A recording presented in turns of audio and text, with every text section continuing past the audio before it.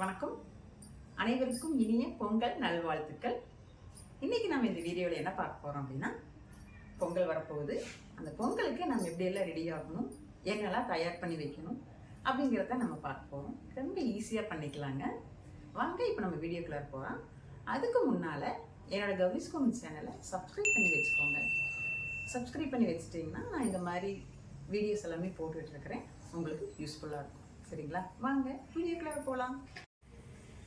இப்போ பொங்கல் வைக்கிறதுக்கு எந்த பானையில் வைக்கிறது அப்படின்னு பார்த்தா, ஒன்று மண் பானையில் வைப்பாங்க, அப்படி இல்லைன்னா இந்த மாதிரி பித்தளை பானையில் வைப்பாங்க, அப்படி இல்லைன்னா வெங்கல பானையில் வைப்பாங்க.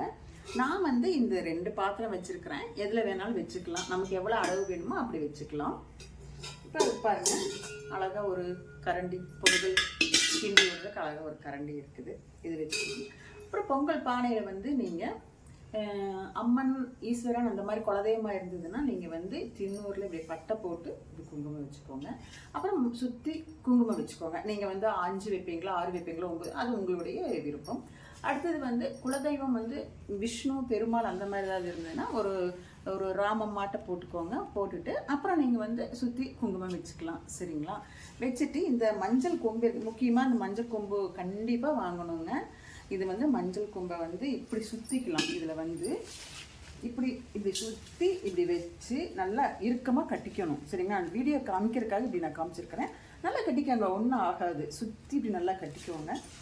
கட்டிட்டு அதுக்கப்புறம் இதில் வெத்தலை பாக்குமே வச்சுக்குவாங்க. இதில் கொஞ்சம் வெத்தலை பாக்கு வச்சு கொஞ்சம் பூ வச்சுக்குவாங்க. பூ வச்சு நல்லா நூல் வச்சுக்கணும், பச்சை நூல் வச்சுக்கோங்க. இப்படி கட்டிட்டு பாத்திரம் அடுப்பில் வைக்க போகும்போது நீங்கள் வெளியில் அடுப்பு வச்சு வச்சாலும் சரி, அல்லது ஸ்டவ்வில் வச்சு வச்சிங்கனாலும் சரி, பாத்திரத்தை வெறும் பாத்திரமாக வைக்காமல் உள்ளே கொஞ்சம் பால் ஊற்றிக்குவாங்க. அப்படி பால் ஊற்றுனா ஒவ்வொருத்தரும் பிடிக்காதுன்னு சொல்லுவாங்க. அப்போ நீங்கள் என்ன பண்ணணும், அரிசி கழிஞ்சு வச்சுருப்பீங்கள்ல, அந்த பச்சை அரிசியும் பாசிப்பருப்பையும் கழிஞ்சிட்டு 2 தண்ணி கழிஞ்சு கீழே ஊற்றிடணும். 3வது தண்ணியெல்லாம் வச்சுக்கணும். எதுக்காகன்னா இதில் ஊற்றிக்கலாம். நீங்கள் பாதி இது வரைக்குமே ஊற்றிக்கலாம், முக்கால்வாசியே ஊற்றிக்கலாம். ஊற்றி எடுத்து அடுப்பில் வைக்கணும். வெறும் பாத்திரமாக வைக்கக்கூடாது, ஊற்றி எடுத்து அடுப்பில் வைக்கணும். அடுப்பு பற்ற வைக்கும்போது வெளியில் பற்ற வச்சிங்கன்னா கற்பூரம் முதல்ல சாமி கும்பிட்டு உங்கள் குலதெய்வத்தை நினச்சி உங்களோட இஷ்ட தெய்வத்தை நினச்சிட்டு சாமி கும்பிட்டு கற்பூரம் வைக்கணும். சரிங்களா? எங்களுக்கு இந்த வருஷம் நல்லபடியாக, உங்களுக்கு போன வருஷம் என்ன பிரச்சனைகள் இருந்தாலும் பரவாயில்ல, அதையெல்லாம் மறந்துடுங்க, கடவுள்கிட்ட விட்டுருங்க. அதையில இந்த வருஷம் எங்களுக்கு நல்லபடியாக நடக்கணும், எங்களுக்கு நல்லபடியாக ஆசீர்வாதம் பண்ணுங்க கடவுளே அப்படின்னு சொல்லி நம்ம குலதெய்வத்தை நினச்சி சாமி கும்பிட்டுட்டு உங்கள் இஷ்ட தெய்வத்தை நினச்சிக்கலாம். கும்பிட்டுட்டு பாத்திரத்தை அடுப்பில் வச்சு பொங்கல் வச்சு நீங்கள் இறக்கிக்கலாம். பொங்கல் வச்சு இறக்கி வெளியில் வச்சு இருந்திருந்தீங்க, முன்னால் வீட்டு வாசலுக்கு முன்னால் வச்சுருந்தீங்க அப்படின்னா அங்கேயே விளக்கேற்றி 2 குத்து விளக்கு வைக்கணும். 2 குத்து விளக்கு நாட்டு காய்கறிகள் எல்லாம் வாங்கி வச்சுக்கணும். அதாவது பொருளங்காய், கத்திரிக்காய், வெண்டைக்காய், அரசாணிக்காய், இந்த மாதிரி நாட்டு காய்கறிகள். அப்புறம் இந்த கிழங்கு வகையில் அது பனங்கிழங்கெல்லாம் வாங்கி வச்சுக்கலாம். வச்சு அங்கேயே நீங்கள் பூஜை பண்ணிக்கலாம். 2 விளக்கேற்றி அது குத்து விளக்கு 5 முகம் ஏற்றி விளக்கேற்றி ஆதித்ய பகவானுக்கு முன்னால் வச்சு சாமி கும்பிட்டுக்கலாம். அதே மாதிரி நீங்கள் வீட்டுக்குள்ளார கேஸ் ஸ்டவ்வில் வச்சிங்கன்னா எடுத்துகிட்டு சாமி ரூமில் வச்சு இந்த மாதிரி நாட்டு காய்கறிகள் எல்லாமே கொண்டு வச்சு அரிசி பருப்பும் கூட நீங்கள் வைக்கலாம். அது தானிய வகைகள் தான். எல்லாமே வச்சு நான் சொன்ன மாதிரி பூஜை ரூம்லையுமே நீங்கள் சாமி கும்பிட்டு எடுத்துக்கலாம். சரிங்களா? இந்த மாதிரி தான் பொங்கல் வைக்கணும். எனக்கு தெரிஞ்சதை நான் எப்படி பண்ணுவேனோ அந்த மாதிரி நான் உங்களுக்கு சொல்லியிருக்கிறேன்.